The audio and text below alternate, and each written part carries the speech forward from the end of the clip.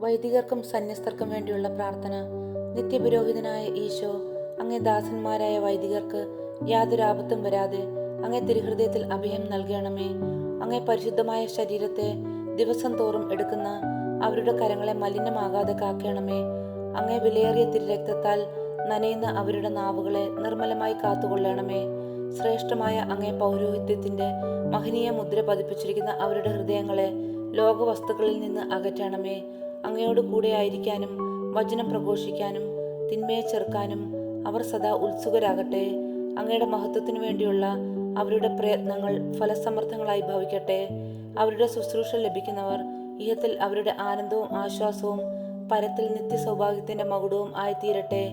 ലോകരക്ഷകനായ ഈശോ, അങ്ങേ പുരോഹിതരെയും വൈദിക ശുശ്രൂഷകരെയും ശുദ്ധീകരിക്കണമേ. ലോകരക്ഷകനായ ഈശോ, അങ്ങേ പുരോഹിതരെയും വൈദികരെയും ശുശ്രൂഷരെയും ശുദ്ധീകരിക്കണമേ.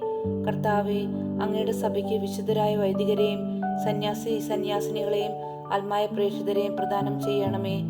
വൈദികരുടെ രാജ്ഞിയായ മറിയമേ, വൈദികർക്ക് വേണ്ടി പ്രാർത്ഥിക്കണമേ. വിശുദ്ധ അൽഫോൻസാമേ, സന്യസ്തർക്ക് വേണ്ടി പ്രാർത്ഥിക്കണമേ. തിരുക്കുടുംബമേ, ഞങ്ങളുടെ കുടുംബങ്ങളെ നിർമ്മലമായി കാക്കണമേ.